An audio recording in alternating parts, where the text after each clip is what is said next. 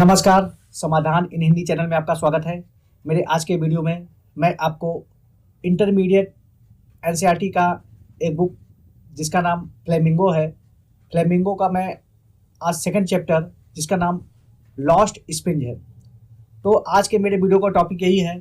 मैं इस वीडियो के अंतर्गत मैं लॉस्ट स्पिंज चैप्टर का पूरा मैं आपको लाइन बाय लाइन हिंदी में आपको अर्थ बताते हुए पूरे चैप्टर की मैं व्याख्या करूँगा। तो निश्चित रूप से चैप्टर लंबा है तो वीडियो भी लंबा होगा। आप मेरे वीडियो में शुरू से अंत तक बने रहें। निश्चित रूप से ये वीडियो आपके लिए बहुत ही लाभकारी होगा। तो मैं इस चैप्टर को शुरुआत करूँ उसके पहले मैं इस चैप्टर के बारे में थोड़ा सा इंट्रोडक्शन बताना चाहूँगा। इस चैप्टर के बारे में थोड़ा सा मैं आउटलाइन आपको बताऊँगा। इस चैप्टर में लास्ट स्पिंज जिसका एक सब टाइटल भी है जिसका नाम है stories of stolen childhood.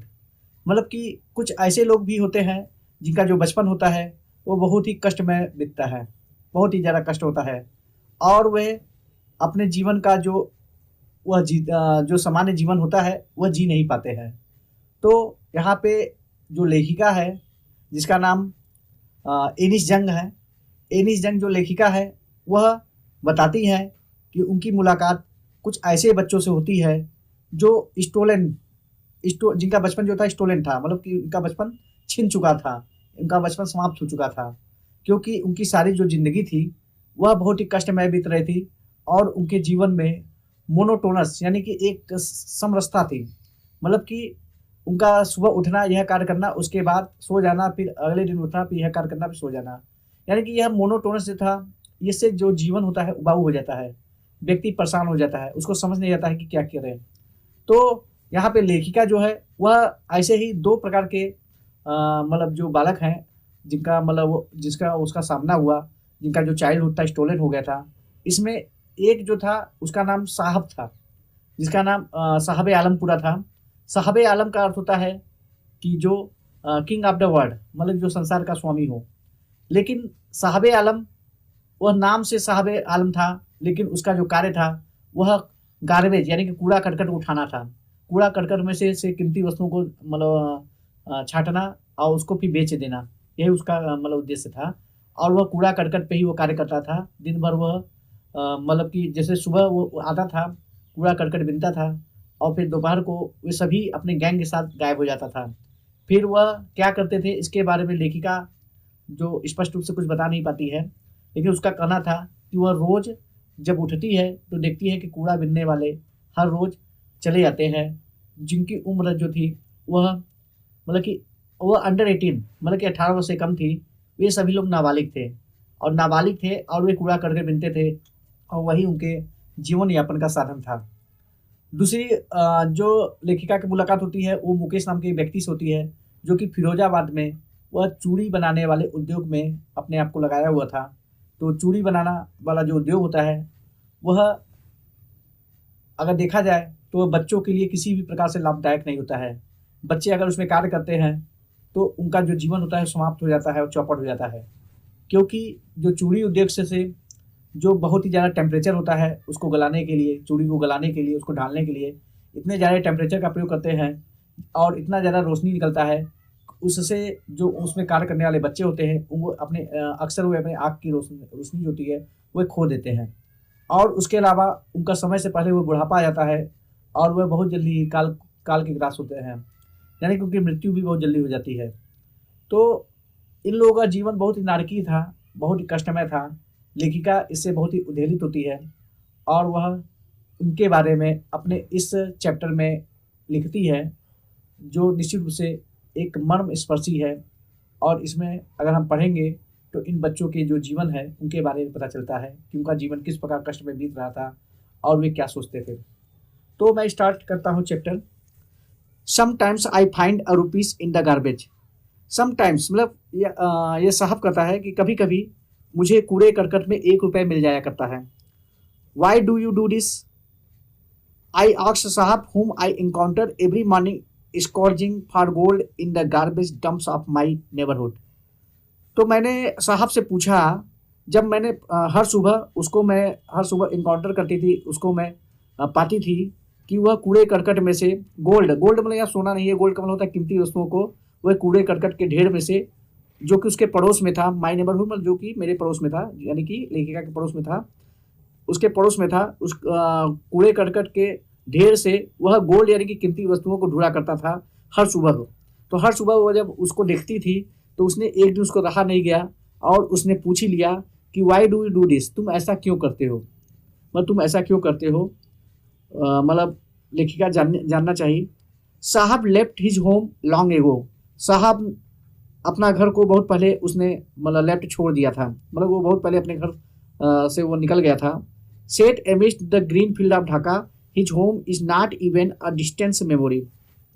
Set amidst the green field of Dhaka, Dhaka Bangladesh का राजधानी ढाका, तो ढाका के हरे खेतों के बीच में से वो आया हुआ था। His home is not even a distance memory, और उसका जो घर था वह is not even a distant memory, वह दूर दूर तक उसके यादाश्त में नहीं था, यानी कि वो अपने घर के बारे में वह पूरी तरह से भूल चुका था, उसको नहीं पता था।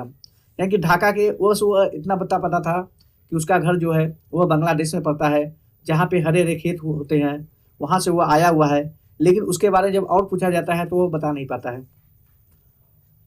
There were many storms that swept away their fields and homes, his mother tells him।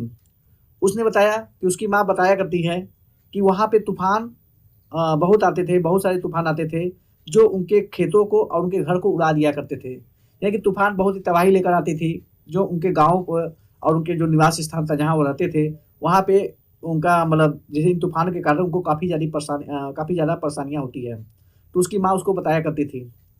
That's why they left look for gold in a big city where he now lives। और यही कारण था, that's why, और यही कारण था कि उन्होंने उस जगह को छोड़ दिया, looking for gold in the big city, और बड़े शहर में कीमती वस्तुओं की खोज के लिए वो निकल पड़े थे, where he now lives, अब जहाँ जो कि अब जहाँ पे वह रहते हैं। यानी कि इस जगह जब जो रहते हैं वह उनके रहने का यही कारण था, क्योंकि वहाँ पे उनके घर में कुछ भी नहीं था, तूफान सब कुछ नष्ट कर देता था, तो वह कीमती वस्तुओं के खोज में बड़े शहर में आ चुके थे और यही रहने लगे थे। I have nothing else to do, he matters looking away.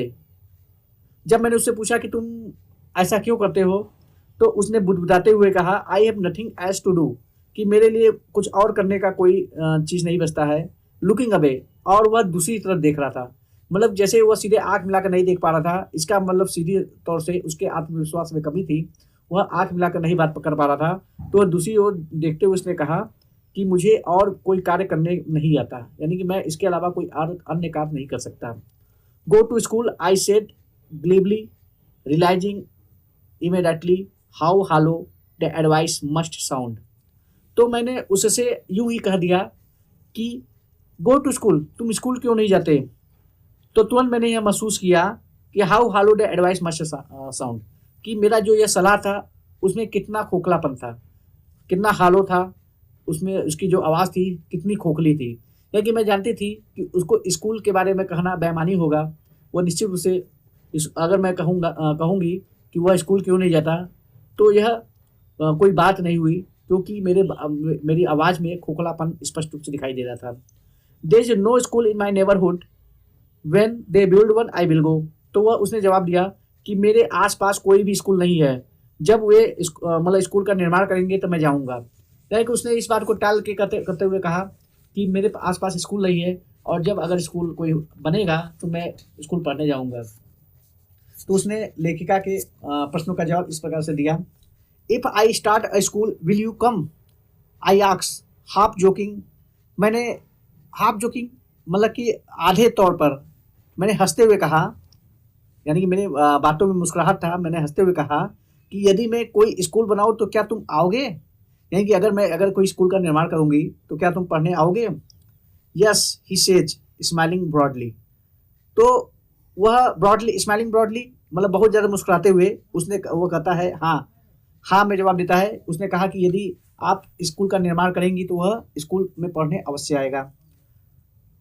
A few days later I see him running up to me, is your school ready. A few days later, कुछ दिनों के पश्चात मैंने देखा कि वह दौड़ता हुआ मेरे पास आया। इज योर स्कूल रेडी, और उसने पूछा क्या आपका स्कूल तैयार हो गया। यानी कि जो मैंने उसको आश्वासन दिया था, मैंने जो उसको एश्योर किया था कि मैं अगर स्कूल बनाऊंगी तो वहाँ पे पढ़ने चले आना, तो उसने पूछा क्या आपका स्कूल बन गया है, क्या आपका स्कूल का निर्माण हो गया है।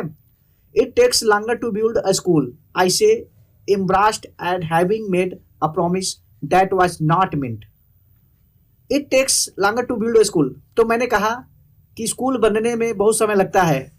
I say embarrassed at having made a promise, मैंने इस बात को बहुत ही परेशान होकर मैंने कहा, क्योंकि मैंने जो उससे प्रॉमिस किया था, जो मैंने उससे वादा किया था, उससे मैं परेशान हो गई थी। दैट वाज नॉट मींट, जिसका कोई अर्थ नहीं था। यानी कि जो मैंने उससे कहा था कि स्कूल बनाने में बहुत समय लगेगा, तो मैं उसके उस बात से परेशान हो गई, क्योंकि मैंने उसको खोखला आश्वासन दिया था और निश्चित रूप से उस आश्वासन का कोई अर्थ नहीं था। But promises like mine abound in every corner of his bleak world। Bleak मतलब होता है, मतलब कि एकदम ब्लीक मतलब होता है कि जैसे एम्पटी, एकदम खाली, उसके खाली संसार में ऐसे मेरी तरह बहुत सारे वादे वह हर कोनों में देखी जा सकती है। यानी कि ऐसा मैं एकमात्र नहीं थी जिसने इस प्रकार का खोखला आश्वासन दिया था, बल्कि ऐसा आश्वासन उसको कई लोगों ने दिया था। तो मैं यह अकेली नहीं थी जो उसके खाली संसार को सुने संसार में यह आश्वासन दिया था। मैंने उसको एश्योर किया था कि मैं स्कूल बनाऊंगी, तुम पढ़ने चले आना, क्योंकि ऐसा आश्वासन उसको अनेक लोगों से मिला है। तो यह मैं एकमात्र महिला नहीं थी। After months of knowing him I asked him his name, साहब आलम ही अनाउंसेस। काफी समय तक उसको जानने के पश्चात, मतलब आफ्टर मंथ्स ऑफ, मतलब कई महीने जब गुजर गए उसको जानते जानते, तो मैंने एक दिन उससे पूछ ही लिया कि तुम्हारा नाम क्या है। तो उसने अपना नाम का घोषणा करते हुए कहा कि उसका नाम साहब आलम है। He does not know what it means, निश्चित रूप से वह नहीं जानता था कि उसके नाम का क्या अर्थ है। If he new it's meaning Lord of universe, if he new it's meaning Lord of universe, यदि उसे पता होता कि इसका अर्थ है लॉर्ड ऑफ यूनिवर्स, मतलब कि संसार का स्वामी, he would have a hard time believing it, तो उसको यह विश्वास करने में एक बहुत ज़्यादा समय लगता, क्योंकि यह बात एकदम बेमानी था कि उसका नाम ऐसा था, उस नाम के अनुकूल वह स्वामी नहीं था। तो अगर उसको मैं बता देती कि तुम्हारा नाम का अर्थ है लॉर्ड ऑफ द यूनिवर्स, तो उसको यह समझने में बहुत ही समय लग जाता।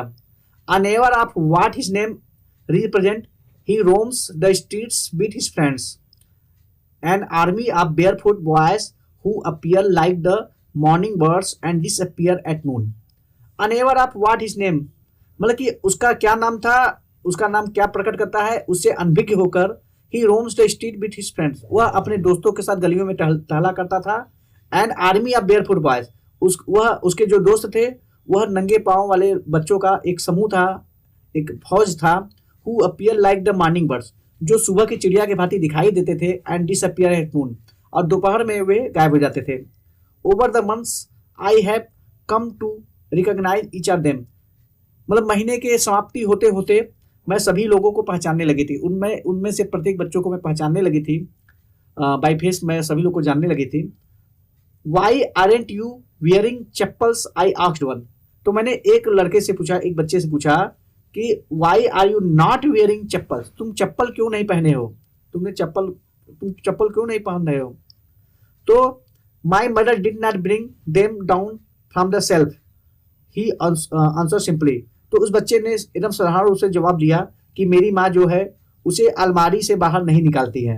यानी कि जो चप्पल है वह अलमारी में रखती है, लेकिन उसको अलमारी से उसने कभी बाहर नहीं निकाला, सेल से बाहर नहीं निकाला, इसके कारण मैं नंगे पाँव ही निकल जाता हूँ। Even if she did he will throw them off adds another who is wearing shoes that do not match, तो मतलब कि इवन इफ, यदि वह निकाल भी दे तो he will throw them up, तो वह उन चप्पलों को फेंक देगा। एट्स अनदर, तो एक दूसरे मतलब बच्चे ने बात को आगे बढ़ाते हुए, बात को जोड़ते हुए कहा कि यदि उसकी माँ उस चप्पल को निकाल भी देगी तो वह चप्पल को नहीं पहनेगा। Who is wearing shoes that do not match, क्योंकि उसने एक ऐसा शूज पहन रखा था जो एक दूसरे से मेल नहीं खा रहा था। यानी कि जो शूज का जो पेयर होता है, जोड़ी होता है, मतलब कि एक शूज दूसरा और दूसरा शूज दूसरे मतलब टाइप का, तो उसका जो शूज था वो अलग अलग डिजाइन के थे, तो मैच नहीं कर रहे थे। When I comment on it he shuffles his feet and says nothing, और जब मैंने उस पर कमेंट किया कि तुमने इस प्रकार का जूता क्यों पहन रखा, बेमेल जूता क्यों पहन रखा है, तो वह अपने पैरों को इधर उधर फटकारता है, सफल करता है, इधर उधर हिलाता है और उसके बाद उसने कुछ नहीं कहा, यानी उसके पास कोई जवाब नहीं था कि वह उसका उत्तर दे सके। I want shoes says a third boy who has never owned a pair all his life. I want shoes says a third boy, एक तीसरे लड़के ने कहा कि मुझे जूते चाहिए, जिसने कभी भी अपने जीवन में एक जोड़ी जूता न उसके पास न कभी नहीं आया था, कभी भी वह एक पेयर मतलब शूज उसने नहीं देखा था। उसने कहा कि मुझे जूते चाहिए।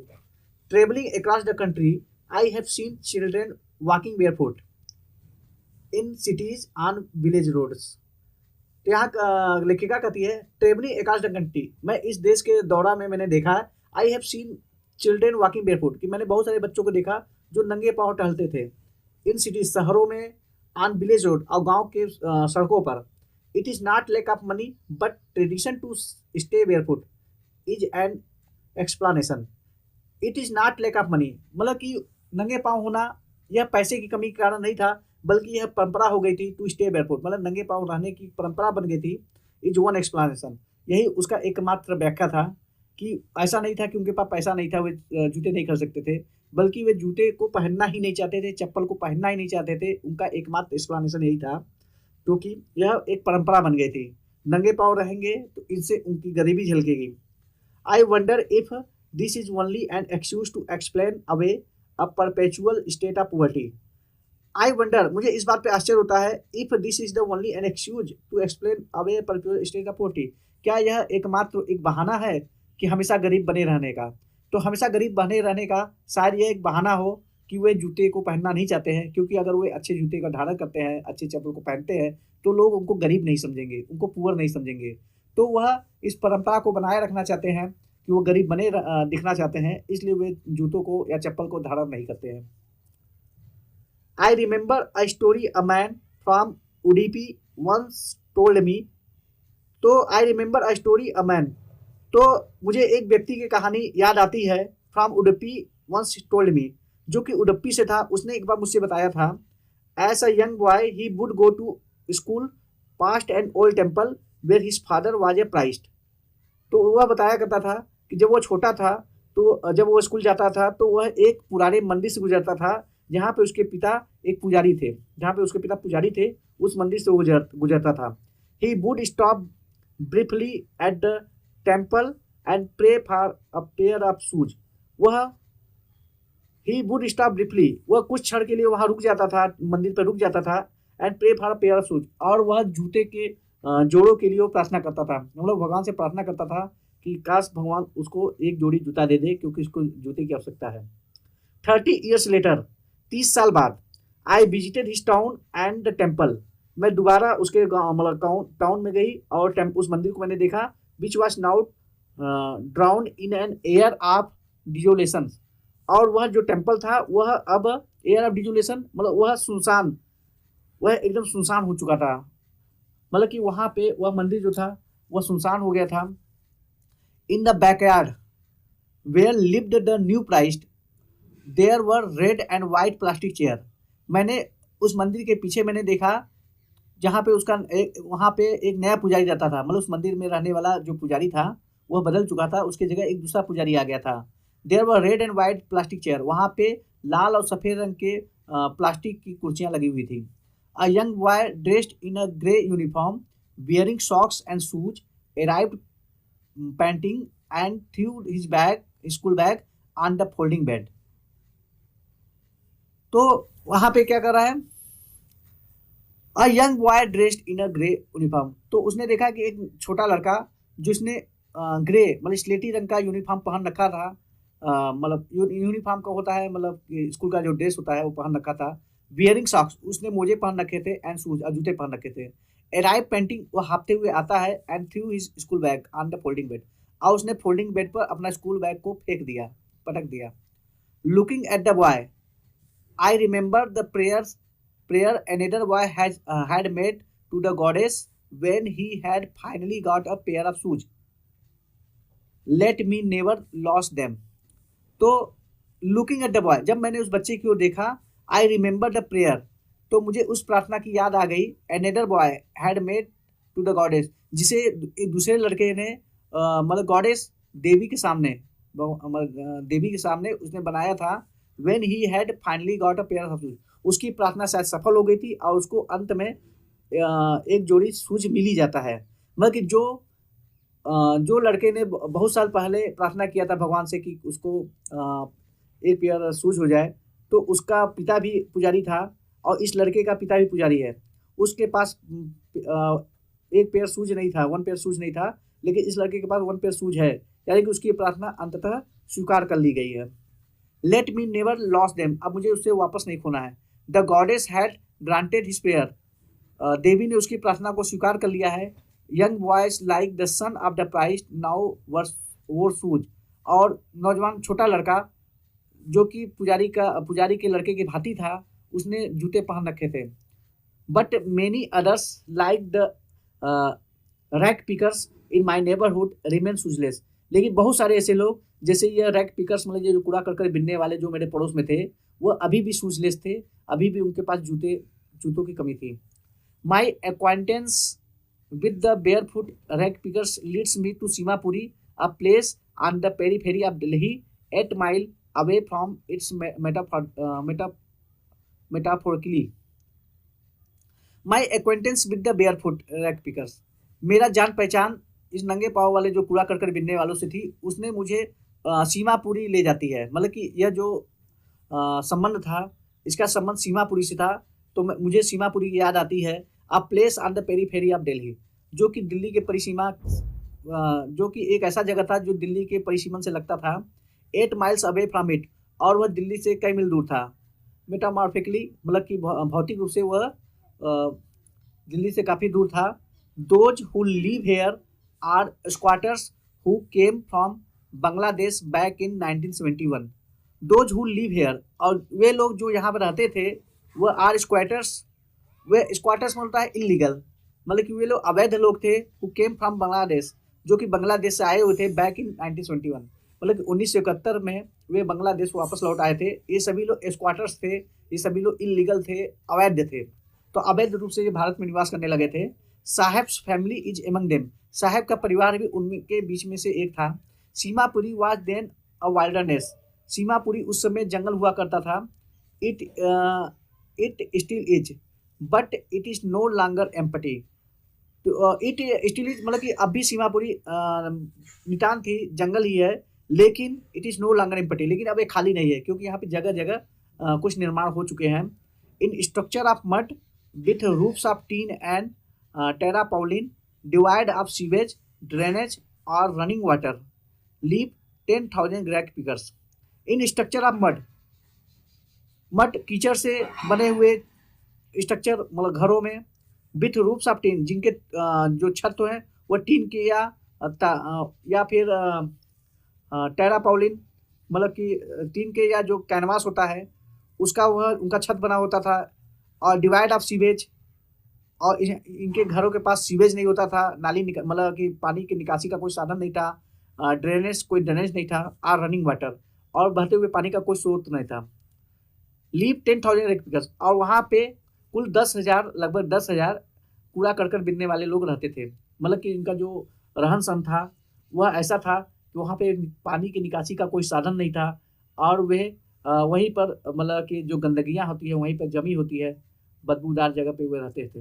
They had lived here for more than 30 years without an identity, without permits, but with ration cards that get their names on voters list and enable them two by grain. They have lived here for more than 30 years, वे यहाँ पे 30 सालों से भी ज़्यादा समय से रह रहे थे। विदाउट एन आइडेंटिटी, इनका कोई पहचान नहीं था। विदाउट परमिट्स, इनको कोई अनुमति नहीं थी। बट विथ राशन कार्ड्स, लेकिन इनको राशन कार्ड मिल चुके थे। डैट गेट देयर नेम्स, जिनसे उनको नाम मिल गया था ऑन वोटर्स, मतलब कि वे वोटर कार्ड में उनका नाम चढ़ गया था। और and enable them two by grain, और वह उस राशन कार्ड की सहायता से वे अनाज को खरीद सकते थे। मतलब इनके पास इन सब चीज़ों के बावजूद काफ़ी समय से रहने के कारण इनका वोटर लिस्ट में इनका नाम आ चुका था, जिससे इनको अनाज मिल जाया करता था। Food is more important for survival than the identity, तो एक कहावत है, कहा जाता है कि भोजन जो होता है वह पहचान की अपेक्षा ज़्यादा महत्वपूर्ण है। यानी कि अगर आपको जीवित रहना है तो उसके लिए भोजन की आवश्यकता होती है, तो उसके लिए आइडेंटिटी कोई ज़रूरत नहीं है। यदि आपके पास आइडेंटिटी नहीं है लेकिन आपके पास जीने के लिए भोजन है तो यही काफ़ी है। तो यह कहावत इन पर लागू होता था। तो इनको भले ही कोई न पहचानता हो लेकिन इनके पास भोजन थे जीवित रहने के लिए। If at the end of the day we can feed our family and go to bed without an aching stomach, we would rather live here than in the fields that gave us no grain, says a group of women in tattered saris when I asked them why they left their beautiful land of green fields and rivers। तो मैंने एक महिला से पूछा जो कि फटी हुई साड़ी पहनी थी। उसने मैंने पूछा कि तुम उतने इतने सुंदर स्थान को छोड़कर, सुंदर स्थान जो नदियों वाले स्थान को छोड़कर वह ऐसे स्थान पे क्यों चली आई। तो उसने कहा कि यदि दिन की समाप्ति पर हमारे पास खाना खाने के लिए, हमें अपने परिवार को चलाने के लिए भोजन है और हम बिना पेट में दर्द हुए बिस्तर पर सो जाते हैं, तो यह उन सुंदर स्थानों पर रहने से ज़्यादा अच्छा है। तो उस फटी हुई साड़ी वाली महिला ने कहा कि जब उसने लेखिका ने उससे पूछा कि तुम इतने सुंदर स्थानों को छोड़कर यहाँ पे क्यों चली आए, तो उसने कहा अगर हमको रात में सोते समय हमारे पेट में दर्द नहीं हुआ, मतलब भोजन की कमी से, तो अगर हमको भोजन मिल गया तो ये बहुत बड़ी बात है। सुंदर स्थानों पर रहने से ये ज़्यादा बेटर है। उसने यह उदाहरण दिया। Wherever they find food they pitch their tents and become transit home. जहाँ कहीं भी उनको मतलब भोजन मिलता था तो वे अपने टेंट को लगा देते थे और एक अस्थायी तौर पे घर का अस्थायी तौर पे घर का निर्माण कर देते थे। Children grow up in them becoming partner in survival. Children जो बच्चे ग्रो अप इन देम, उनके साथ जो बच्चे बढ़ते रहते हैं वे इनके जीवित रहने में वे क्या होते हैं, पार्टनर हो जाते थे, उनके साथी हो जाया करते थे। And survival in Seemapuri means rag picking. और सीमापुरी में सर्वाइवल का मतलब होता था कि कूड़ा करकट बिनना, यानी कि अगर वहाँ पे कोई अगर सर्वाइव करना चाहता है तो उसको कूड़ा करकट बिनना ही पड़ेगा। Through the years it has acquired the properties of fine art. सालों तक ऐसा समझा जाता था कि कूड़ा बिनना यह एक फाइन आर्ट है, एक बहुत ही महीन कला का एक नमूना है। Garbage to them is gold. और गार्बेज जो कूड़ा करकट उनके लिए बहुत कीमती वस्तुएं हुआ करती थी। It is their daily bread. और इनका यह रोज़ की यह रोजी रोटी होती थी। A roof over their heads. और यह उनके सिर पर छत होता था। Even if it is a leaking roof. भले ही वह छत टपकता हुआ हो, पानी के समय वो चूता रहता हो, लेकिन फिर भी मतलब जो कूड़ा करकट उनको रोटी और मकान दिया करती थी। But for a child it is even more. और लेकिन बच्चों के लिए यह कूड़ा करकट उससे से भी ज़्यादा बढ़कर हुआ करता था। आई समटाइम फाइंड अ रूपी इवन अ 10 रुपी नोट, साहब सेज। तो साहब कहता है कि कभी कभी मुझे 1 रुपया मिल जाता था और कभी कभी 10 रुपये का नोट भी मिल जाया करता है कूड़ा करकट में। His ice lighting up. और उसका जो आंखें थी वो चमक पड़ती थी जब वो ये कहता है कि कभी कभी उसे 1 रुपया मिल जाता है, कभी कभी 10 रुपये भी मिल जाती हैं, तो उससे उसकी आंखें चमक पड़ती थी। When you can find a silver coin in the heap of garbage, you don't stop scourging, for there is hope of finding more. When you can find a silver coin in the heap of garbage, यदि कूड़े करकट के ढेर में यदि आप चांदी का सिक्का पा जाते हैं तो आप स्कॉर्जिंग मतलब कि उसको ढूंढना बंद नहीं करते हैं। For the hope of finding more, क्योंकि आपको यह आशा होती है कि आपको और भी ज़्यादा सोने की चांदी के सिक्के मिल सकते हैं। It seems that for children. और ऐसा बच्चों के लिए ऐसा प्रतीत होता था कि garbage has a meaning of different from what it means to their parents.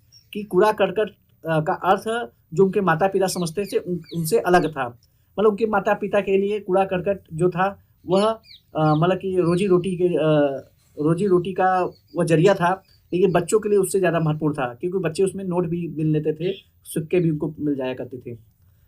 For the children it is a wrapped in wonder. और बच्चों के लिए यह कि यह मतलब कि आश्चर्य में लिपटा हुआ एक चीज़ होता था, उनको नहीं पता होता था कि क्या चीज़ मिल जाए। For the elders it means survival. लेकिन अगर बड़ों की बात करें तो वहाँ कूड़े करकट का मतलब केवल उनका मतलब सर्वाइवल से था, मतलब उनको जीवित रहने का एक जरिया था। लेकिन बच्चों के लिए यह एक आश्चर्य से कम नहीं था क्योंकि उनको यह नहीं पता चल रहा था कि उनसे उनको क्या मिल सकता है, उसकी वह आशा भी नहीं कर सकते थे। One winter morning I see Saheb standing by the fence gate of the neighborhood club, watching 2 young men distressed in a white playing tennis. एक विंटर मॉर्निंग, एक जाड़े की सुबह मैंने साहब को एक स्टैंडिंग बाय द फेंस मतलब दीवार के सहारे मैंने उसको खड़े हुए देखा। Gate of the neighbourhood club, जो कि वह एक पड़ोस के क्लब का दरवाजा था। Watching two young man dressed in white, वह उसने देखा कि सफ़ेद कपड़े में दो नौजवान व्यक्ति प्लेइंग टेनिस खेल रहे हैं। तो I like the game he hums, तो उसने बुदबुदाते हुए कहा कि मुझे खेल बहुत पसंद है। Content to watch it standing behind the fence, और वह चारदीवारी के पीछे खड़े होकर वह इस खेल को देखा करता था। मतलब कि यहाँ पे साहब ने अपनी मंशा प्रकट किया कि उसको गेम में रुचि है, टेनिस में रुचि है, वो टेनिस को देखना उसको पसंद है, और वहाँ पे वह खड़े होकर अक्सर टेनिस देखा करता था। I go inside when no one is around, उसने कहा कि मैं जब कोई भी नहीं होता है तो मैं अंदर चला जाता हूँ। ही एडमिट्स, उसने इस बात को स्वीकार किया। The gatekeeper lets me use the swing, तो वहाँ का जो गेट कीपर है वह मुझे झूला झूलने देता था, मतलब वहाँ पे जो झूला होता था उसको झूलने देता था।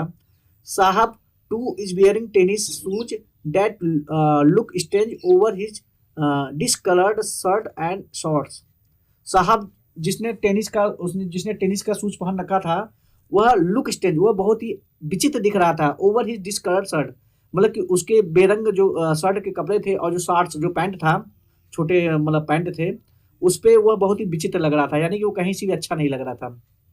Someone gave them to me, he says in the manner of an explanation, उसने समझाने के लहजे में उसने कहा कि किसी ने मुझे इसको दे दिया है, मतलब इस जूते को किसी ने मुझे दिया है। The fact that they are discarded shoes of some rich boy who perhaps refuse to wear them because of a hole in one of them does not bother him. The fact that, तथ्य यह कहता है कि they are discarded shoes of some rich boy, वह किसी धनी लड़के का वह त्यागा हुआ मतलब फेंका हुआ वो जूते था। Who perhaps refuse to wear, उसने उसको इसलिए पहनने से इनकार कर दिया था शायद क्योंकि there was a hole in one of them, क्योंकि उसमें एक छेद था।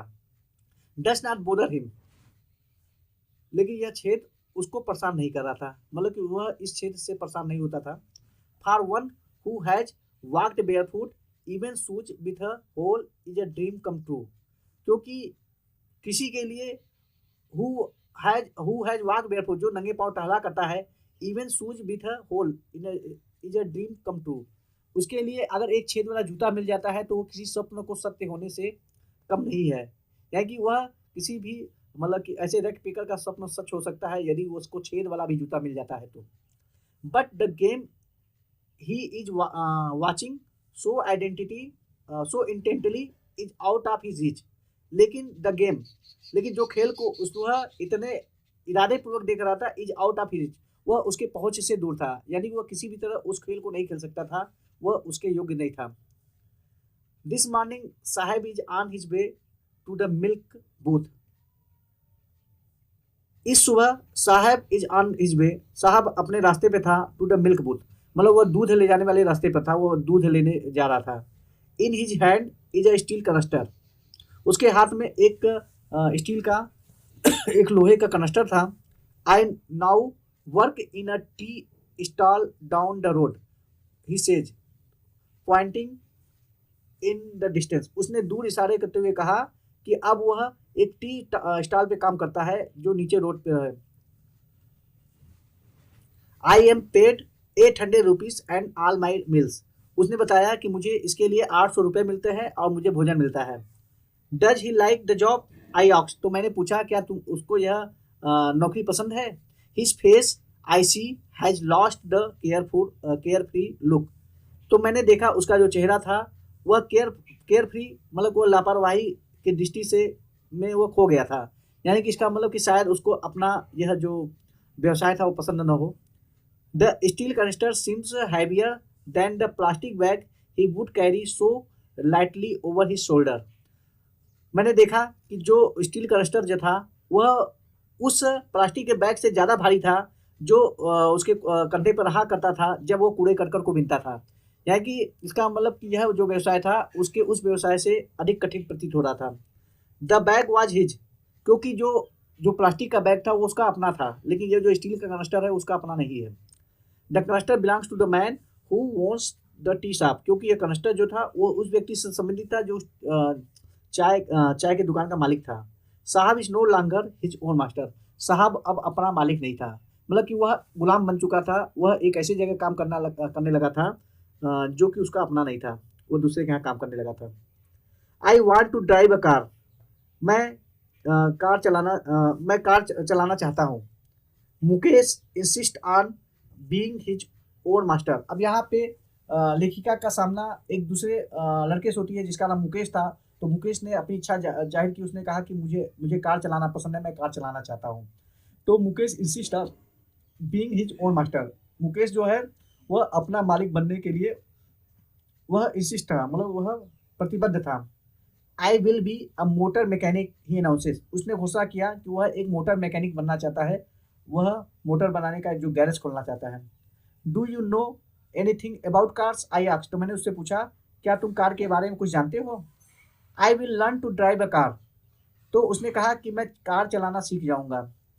ही आंसर, उसने उत्तर दिया। Looking straight into my eyes, उसने सीधे मेरी ओर मतलब सीधे मेरी ओर देखते हुए मेरी आंख से मिलाते हुए उसने कहा कि मैं कार चलाना सीख जाऊंगा। His dreams looks like a mirage amidst the dust of streets that fill his town Firozabad, famous for its bangles. His dreams, उसके जो स्वप्न थे, लुम्स लाइक अ मिरेज, वह लुम्स मतलब होता है प्रतीत होती थी, वह एक मिरेज मतलब एक मिथ्या प्रतीत होती थी। Amidst the dust of street, मतलब कि उस धूल भरे गलियों के बीच में थी। That fill his town Firozabad, जो उसके टाउन फिरोजाबाद की ओर ले जाती थी। फेमस फॉर ईस्ट बंगाल, जो चूड़ियों के लिए प्रसिद्ध था। Every other family in Firozabad is engaged in making bangles, Firozabad में हर परिवार जो था वह चूड़ियाँ बनाने के उद्देश्य में अपने आप को इंगेज किया था, शामिल किया था, मतलब कि वहाँ का हर एक परिवार चूड़ी बनाने में ही लगा हुआ था। It is the centre of India's glass blowing industry where families have spent generation working around furnaces. It is the centre of India's glass blowing, यह भारत का ग्लास शीशे वाला एक उद्योग था, उद्योग का यह एक केंद्र था जहाँ पे परिवार जो होते हैं है वह अपना समय पीढ़ी दर पीढ़ी मतलब भट्टी के चारों ओर व्यतीत कर देते हैं।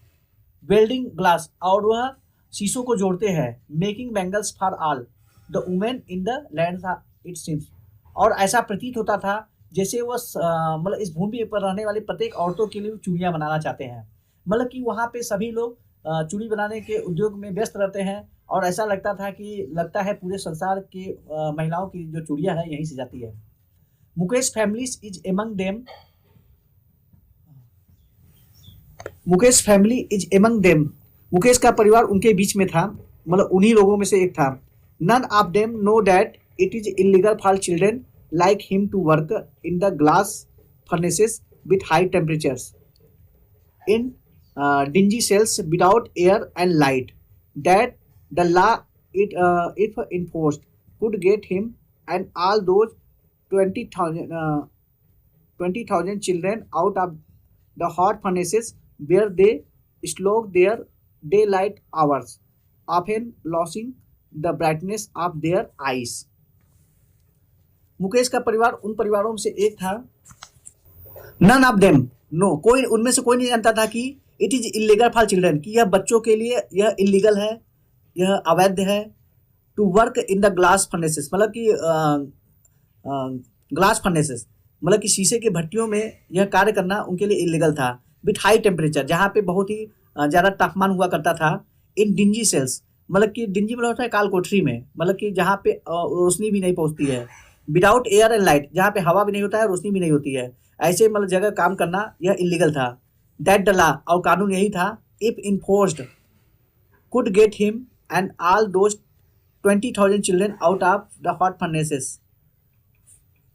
इफ इन्फोर्स, यदि इसको लागू कर दिया जाए, कुड गेट हिम ऑल, तो वह 20,000 बच्चे जो कि भट्टियों के सामने काम करते हैं, where they slog their daylight hours, जहाँ पे वह अपने दिन भर के घंटों को बिताते हैं। Often losing the brightness of their eyes, वह अक्सर अपने आंखों की रोशनी को खो देते हैं, वे सभी लोग जेल चले जाए। तो यानी कि यह जो कानून था वह बच्चों के लिए नहीं था, मतलब कि यहाँ पे बच्चे कार्य नहीं कर सकते थे, ऐसा कानून था। यदि उसको लागू कर दिया जाए तो वे सभी 20,000 बच्चे मतलब जो होंगे वह उनको वहाँ से निकाल दिया जाएगा।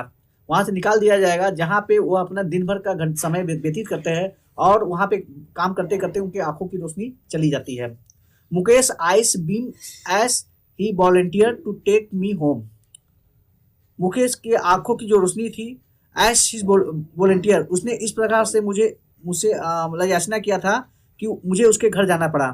विच ही proudly says is being rebuilt, जिसे उसने बहुत ही गर्व से कहा कि उसका जो घर है उसको दोबारा निर्माण किया गया है।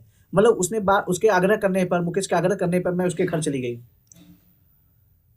We walk down stinking lanes choked with garbage, past homes that remain hovels with crumbling walls, bubbly doors, no windows, crowded with families of human and animal existing in a primeval state.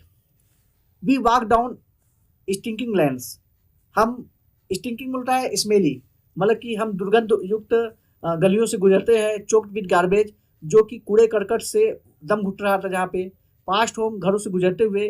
Date remains hovel with crumbling wall, जिसकी जो दीवारें थी वह हिलती हुई थी, मतलब कि उनकी दीवार कभी भी गिर सकती थी। बुबली डोर्स, और उनके जो दरवाजे थे वो चलायमान थे, वो हिल रहे थे, मतलब वो प्रॉपरली अपनी जगह फिट नहीं था। नो विंडोज, कोई खिड़कियां नहीं थी, मतलब एरेशन के लिए कोई मतलब खिड़की नहीं था।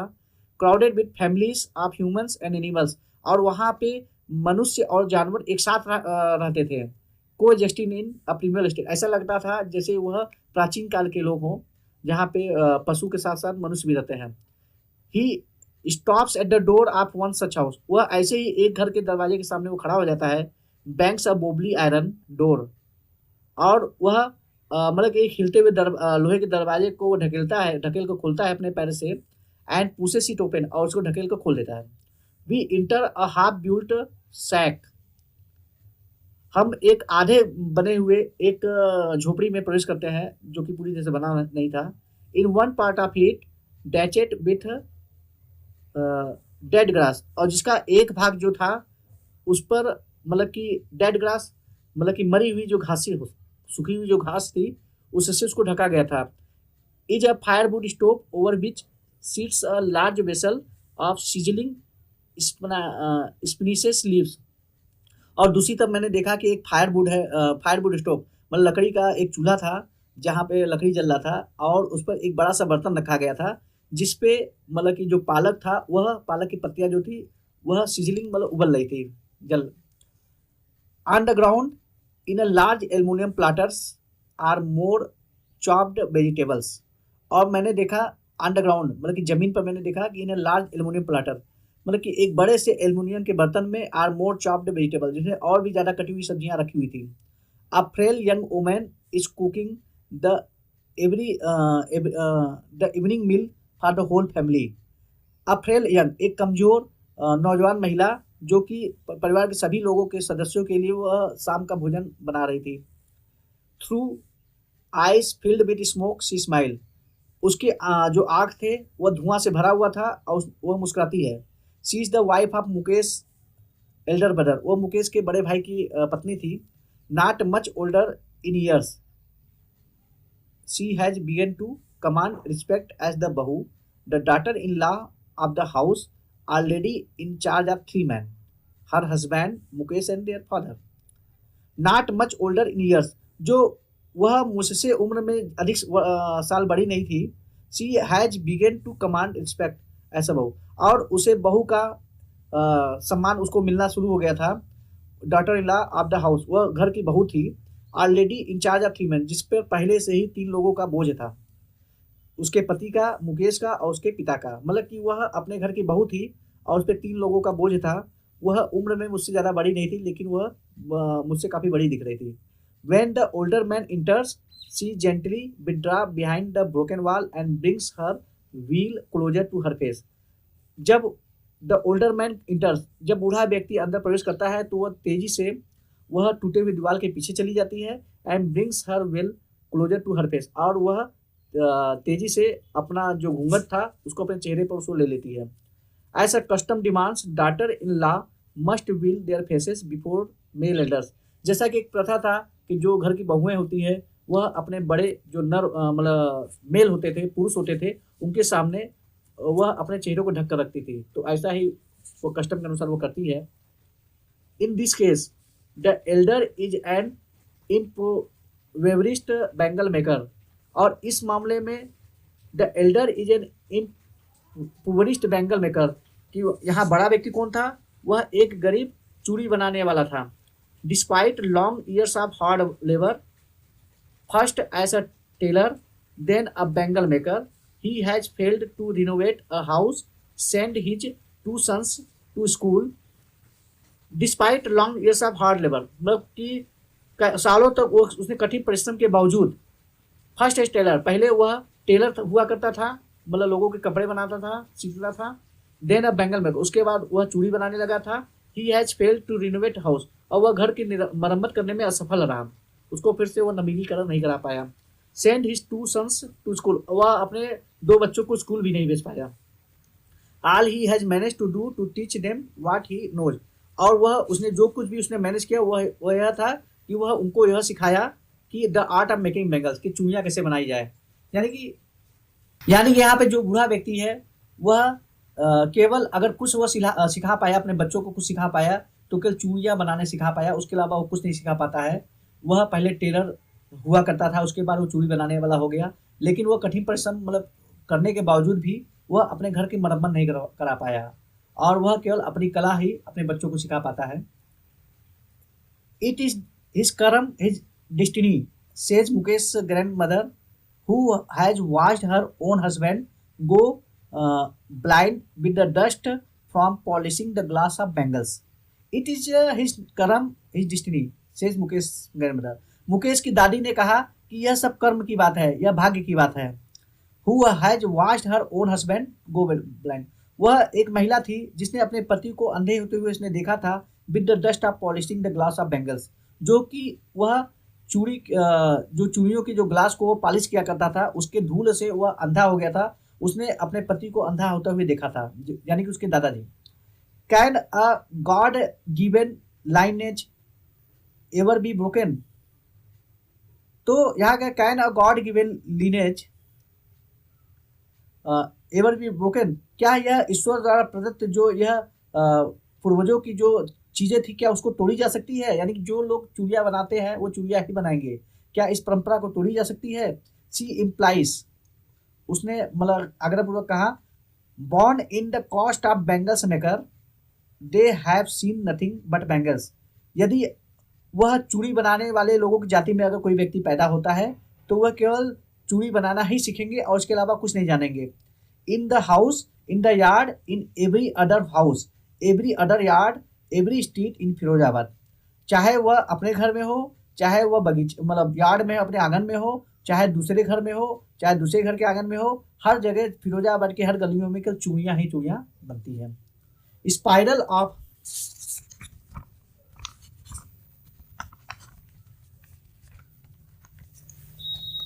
ऑफ बैंगल, चूड़ियों के जो छल्ले हैं, सनी गोल्ड, सुनहरे सूर्य के समान सुनहरी, पैडी ग्रीन, धान की पत्तियों की भांति हरी, रॉयल ब्लू, नीली, पिंक, गुलाबी, पर्पल, बैंगनी कलर की, every colour born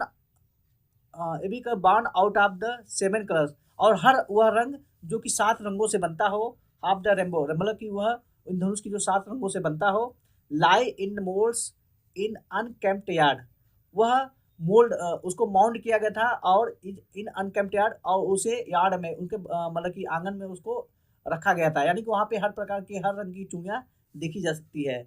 are piled on 4 wheeled hand carts, और उनको पाइल्ड ऑन 4 व्हील, और उनको 4 पहिए वाले हैंड क्राफ्ट मतलब हाथ की बनी हुई जो चूड़ियाँ थी उसको ढेर लगा दिया जाता था। पुश्ड बाई यंग मैन, जिसे नौजवान व्यक्ति उसको ले जाते थे along the narrow lens of the Shanti town, और वह शांति टाउन की जो शांत जो टाउन है उसके वह तंग गलियों में वह चूड़ियों को लेकर चले जाते थे। And in dark hutments next to the lines of flame of flickering oil lamps. और इन डार्क, और अंधेरे में हटमेंट्स जो घर होती थी, next to the lines of the flame of flickering oil lamps, वह तेल मतलब कि वह फ्लिकरिंग मतलब कि वह लहराते हुए तेल के लैंपों से वह उन्हें ऐसे घरों में रोशनियां हुआ करती थी। सीट्स बॉयज लड़के बैठ जाते थे, एंड गर्ल्स लड़कियां बैठ जाती थी, with their fathers and mother, उनके माता पिता बैठ जाते थे। Welding pieces of colour glass into circle of bangle, और वह रंग बिरंगे जो चूड़ी के जो छल्ले होते थे उनको जोड़ते थे। Their eyes are more adjusted to the dark than the light outside, और उनकी आंखें जो थी वह अंधेरे में ज़्यादा अभ्यस्त हो चुकी थी, और बाहर जो उजाले थे उनकी अपेक्षा अंधेरों में ज़्यादा व्यस्त हो चुकी थी। That is why they often end up losing their eyesight before they become adult, और यही कारण था कि जो नौजवान मतलब वह बड़े होने से पहले ही उनकी आंखों की रोशनी चली जाती थी। तो यहाँ पे यह कहने का तात्पर्य यह है कि जो वह चूड़ियाँ बनाते थे, जो आंगन में पड़ी होती थी रंग बिरंगी जो चूड़ियाँ होती थी, तो वो चूड़ियों के ढेर को, जो चूड़ियाँ कंप्लीट हो जाती थी, उन चूड़ियों को जो फेरी वाले होते थे वो फेरी में रख के वे चले जाते थे, और वे फिरोजाबाद की गलियों में उसको बेच दिया करते थे। और उस घरों के जो लड़के और लड़कियां होते थे, उनके माता पिता होते थे, और घर के अन्य सदस्य जो होते थे वो इकट्ठा होते थे, और वे चूड़ी के जो छल्लों को लेकर उसको बेल्ट करके उनको जोड़ते थे। यह कार्य इतना मतलब कठिन था, दुष्कर था, कि इनकी आंखों की रोशनी जो थी, चूंकि वह अंधेरों में काम करते थे, डिबरी के लैंप में काम करते थे, तो उसके आंखों की रोशनी जो थी वह अंधेरे में देखने में अभ्यस्त हो जाती थी। तो जब ये बाहर निकलते थे कि तो इनके आंखों पर रोशनी का बहुत ही बुरा प्रभाव पड़ता था, और इससे इनकी आंखों की रोशनियां जो होती थी वो धीरे धीरे कमजोर होती चली गई। Savita, a young girl in the drab pink dress, sits alongside an elderly woman. Savita जो एक नौजवान महिला थी, ड्रेप पिंक ड्रेस, उसने जो कि एक भद्दे कलर के भद्दा पिंक रंग गुलाबी रंग की साड़ी पहन रखी थी। Sits alongside an elderly woman, वह एक मतलब कि एक बड़ी उम्र की महिला के पास बैठी हुई थी, सोल्डरिंग पीसेस ऑफ ग्लास, और वह ग्लास को मतलब कि जो ग्लास के टुकड़ों को जोड़ रही थी।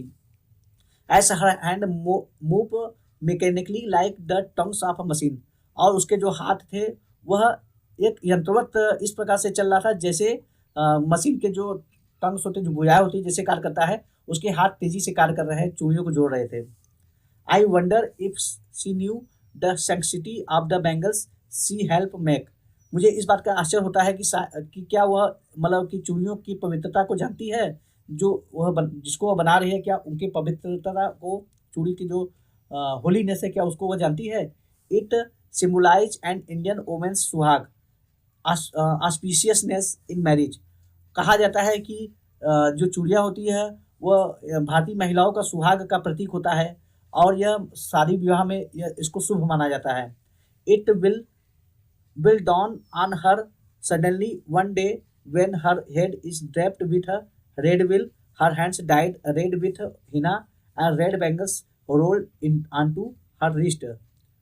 It will dawn on her suddenly one day, एक दिन उसको भी इसमें ढकेल दिया जाएगा जब her head is draped with a red veil, और जब उसके सिर को एक लाल घूंघट से ढक दिया जाएगा, और उसके हाथों को मेहंदी की पत्तियों से रंग दिया जाएगा, और उसको लाल चूड़ियाँ पहना दी, उसके कलाई में लाल चूड़ियाँ पहना दी जाएगी, तो उसको भी एक दिन दुल्हन बना दिया जाएगा।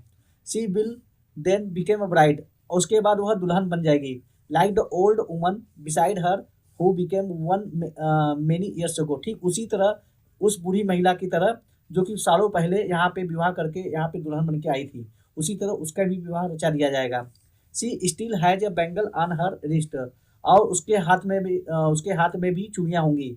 But no light in her eyes, लेकिन उसके आंखों में रोशनी नहीं होगा। एक वक्त शेर भर खाना भी नहीं खाया, she says in a voice of drain of Joy. तो उससे जब पूछा गया तो उसने कहा कि वह यह कार्य इतना कठिन और इतने कम पैसा इसमें मिलते हैं कि हम लोग ने कभी एक शेर खाना भी नहीं खाया। तो उस voice of drain of Joy मतलब कि उसके मतलब बातों में पीड़ा था, उसमें आनंद नहीं था। She has not enjoyed even one full meal in his entire life time, उसने यह भी बताया कि उसने अपने पूरे जीवन में कभी भी पेट भर भोजन नहीं किया है। That's what she has reaped और जो कुछ भी था उसने जो जो कुछ भी वह पाई है वह यही है। Her husband and old man with a flowing beard says, उसका पति एंड ओल्ड मैन एक बूढ़ा व्यक्ति, अ फ्लोइंग बियर्ड जिसके लहराते हुए दाढ़ी थे, उस वो कहता है I know nothing except bangle, कि मैं चूड़ियों के अलावा कुछ नहीं जानता। All I have done is make a house for the family to live in, मतलब चूड़ियाँ वो सभी कुछ है जो घर में एक परिवार को रहने के लिए बनाती है। यानी उसने कहा कि मैंने अपने जीवन में चूड़ियों के अलावा कुछ नहीं देखा है, और जो कुछ भी है चूड़ियाँ ही है, चूड़ियाँ ही हमारे परिवार का सपोर्ट करती है, वही मुझे घर देती है और जिससे हम लोग रहते हैं। तो यहाँ पे इस तरह का हम देखते हैं कि लेखिका जो है एक महिला से मिलती है, जो नौजवान महिला थी, लड़की होगी, उसने वो तेजी से चूड़ियाँ बना रही थी। तो उसको देख कर ऐसा लग रहा था कि शायद वह इस चूड़ियों की पवित्रता को नहीं जानती होगी। लेकिन उसको यह पवित्रता तब पता चल जाएगी जब उसको भी एक बार मतलब उस बूढ़ी महिला की तरह दुल्हन बना दिया जाएगा, जब उसको भी उसकी शादी विवाह रचा दिया जाएगा, तो उसके हाथों में भी ये चूड़ियाँ होंगी। उस समय वो दुल्हन होगी, लेकिन सब कुछ होगा उसके पास, लेकिन उसकी आंखों की रोशनी नहीं होगी। तो उनका जो परिवार था वह इतना पीड़ामय था कि उसने कहा कि कभी भी हम लोग ने भरपेट खाना नहीं खाया और ऐसे ही ज़िंदगी गुजर रही है और हम लोग ने कभी नहीं खाना खाया पूरा। The cry of not having money to do anything except carry on the business of making bangles, not even enough to eat, rings in every home. The cry of not having money, मतलब कि पैसे न होने का जो रोना था, to do anything except carry on the business of making bangles, वह चूड़ियाँ बनाने के जो व्यापार में था वह हर जगह देखी जा सकती थी। Not even enough to eat, खाने के लिए पर्याप्त भोजन नहीं होता था। Rings in every home, और यह सभी मतलब सभी घर का यह रोना था, मतलब सभी घरों में यही बसता था। मतलब सभी लोग यही कहते थे कि उनके पास इतना पैसा नहीं होता था कि भरपेट खाना खा खा पाए और वह अपने घर का निर्माण कर पाए या कुछ और कर सके। यह हर घर की कहानी थी। The young man echo the lament of their elders, और जो छोटे नौजवान व्यक्ति थे वह अपने बड़ों का ही राग अलापते थे, यानी कि वो जैसा वो करते थे वही करते थे। Little has mood with time, समय के साथ बहुत ही न के बराबर परिवर्तन हुआ। इट सीम, ऐसा प्रतीत होता है कि समय के साथ कुछ नहीं बदला। इन फिरोजाबाद, मतलब फिरोजाबाद में लगता है कि समय के साथ कुछ भी बदलाव नहीं हुआ। Years of mind numbing toil have killed all initiative and the ability to dream. Years of mind numbing toil, मतलब कि दिमाग को सुन करने वाले परिश्रम, सालों परिश्रम करने का ऐसा लग रहा था। Killed all initiative and the ability to dream, उनके उन सभी सपनों को मार दिया जो वो सपने देख रहे थे। ऐसा लगता था कि जो इनके नसों को शून्य करने वाली जो ये परिश्रम होता था, उनके सारे सपनों को मतलब समाप्त कर दिया हो।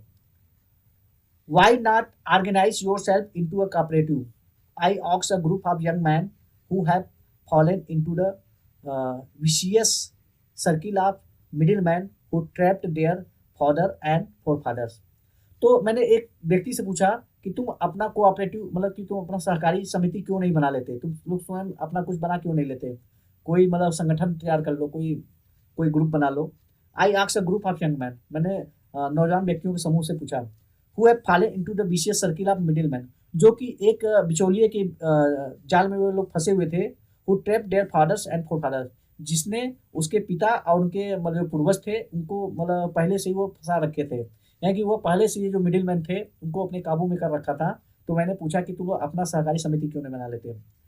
Even if we get organize we are the ones who will be hauled by the police, beaten and dragged to the jail for doing something illegal. तो एक व्यक्ति ने कहा कि यदि हम संगठन भी बना ले तो हम उन लोगों से एक हैं जिन्हें पुलिस को सुपुर्द कर दिया जाएगा, पीटा जाएगा और उनको जेल में भेज दिया जाएगा, क्योंकि हम यह जो कार्य करेंगे वह इलीगल होगा उनके हिसाब से, मतलब कि वैध नहीं होगा, यह अवैध होगा। जैसे उन्होंने कहा there is no leader among them, उनके बीच में कोई नेता नहीं था। No one who could help them see things differently, और कोई भी ऐसा व्यक्ति नहीं था जो इन सब चीज़ों को अलग ढंग से देखे। Their fathers are as tired as they are, उनके पिता भी उतने ही थके हुए थे जितना कि वे स्वयं थके हुए थे। They talk endlessly in a spiral that that moves from poverty to apathy to greed and to injustice. They talk endlessly, वह अनंतता रूप से वह मतलब कि गरीबी और एपैथी में नाराजगी, और to greed and to injustice, मतलब कि वह लालच लालच के प्रति घृणा और अन्याय और गरीबी के वह स्पाइरल मतलब कि चंगुल में फंस चुके थे। वह मतलब कि वह अनंत रूप से इसमें फंस चुके थे, यानी कि अब इस उससे नहीं निकल सकते हैं। तो जब लेखिका ने ऐसे लोगों के समूह से पूछा कि वे लोग अपना एक संगठन क्यों नहीं तैयार करते, तो उन्होंने कहा कि अगर ऐसा वे करते भी हैं तो उसको अवैध घोषित कर दिया जाएगा और उनको पीटा जाएगा, उनको पुलिस के सुपुर्द करके उनको जेल भेज दिया जाएगा, क्योंकि वह ऐसे लोगों के चंगुल में इतना ज़्यादा फंस चुके हैं कि वह वहाँ से निकल नहीं सकते हैं। उनके पिता, उनके पूर्वज सभी लोग इसमें फंसे हुए हैं। Listening to them I see two distinct worlds, one of the family caught in a web of poverty, burdened by the stigma of caste in which they are born. The other a vicious circle of sahukars, the middlemen, and the politician, the keepers of law, the bureaucrats, the politician. Listening to them, उनकी बात को सुनकर मुझे ऐसा लगा कि I see two distinct world, कि मैंने दो संसार को देखा।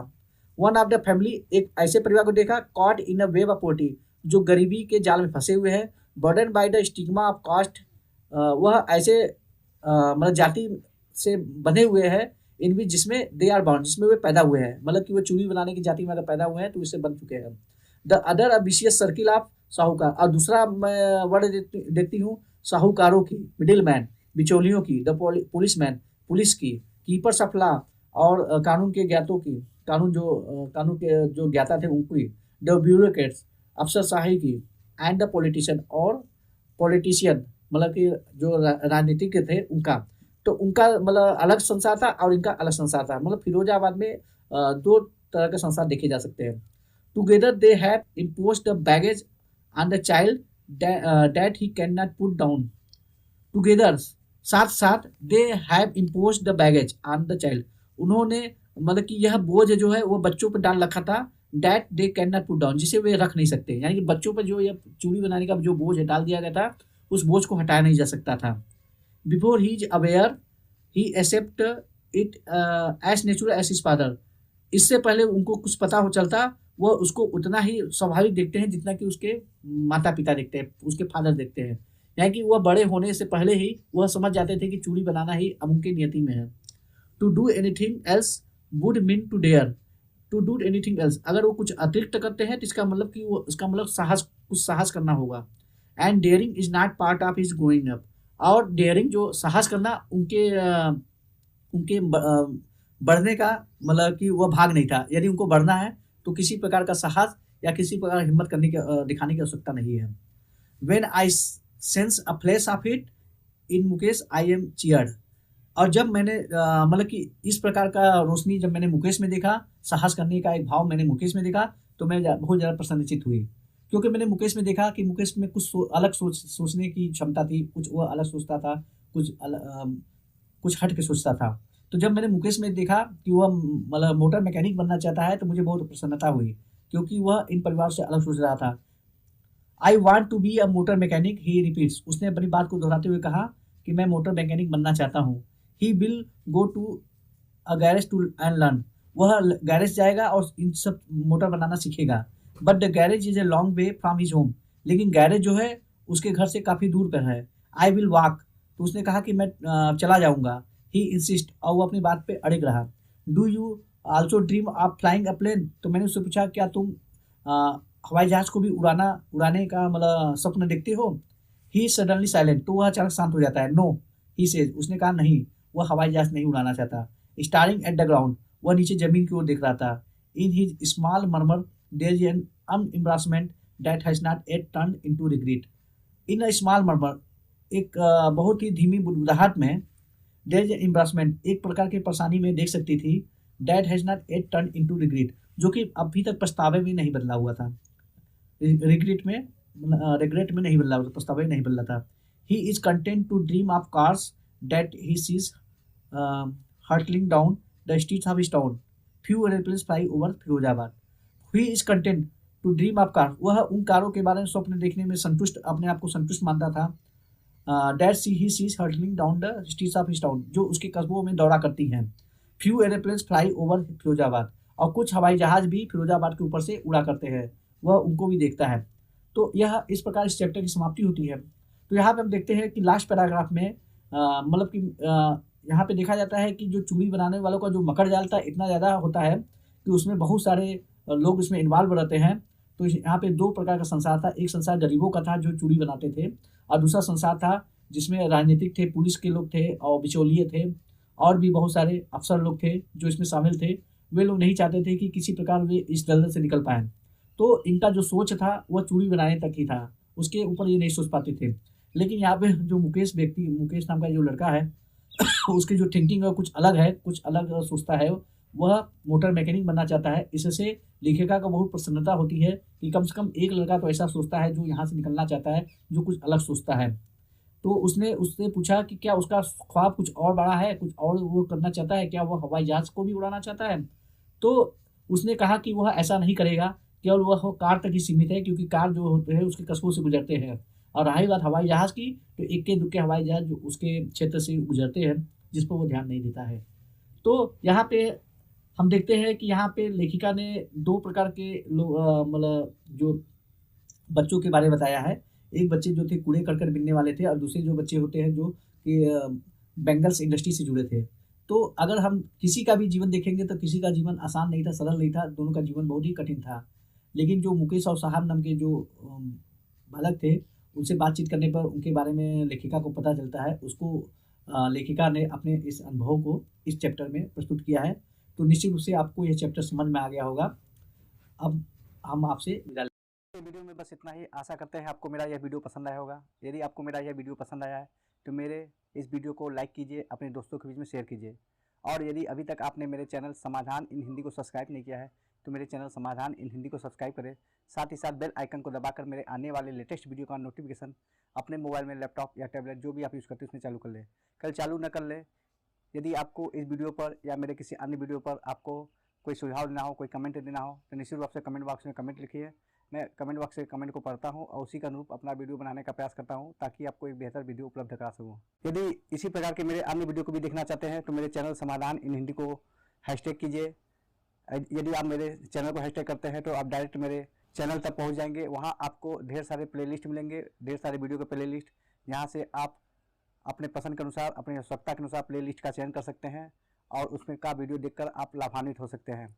यदि आप मेरे चैनल को हैशटैग नहीं कर पा रहे हैं तो आप डिस्क्रिप्शन बॉक्स में जाइए। डिस्क्रिप्शन बॉक्स में मैं अपने वीडियो का लिंक और मैं अपने सभी सोशल नेटवर्किंग का भी लिंक मैं देता हूं ताकि आप आसानी से मेरी वीडियो तक पहुंच सकें और उसको एक्सेस कर सकें। एक अन्य रास्ता ये भी है कि आप मेरे वीडियो को अंत तक देखिएगा। वहाँ पे आपको अंत में एक पॉपअप विंडो मिलेगा। उस पॉपअप विंडो को आप जहीं टच करेंगे तो भी आप मेरे वीडियो तक, मेरे चैनल तक पहुंच सकते हैं।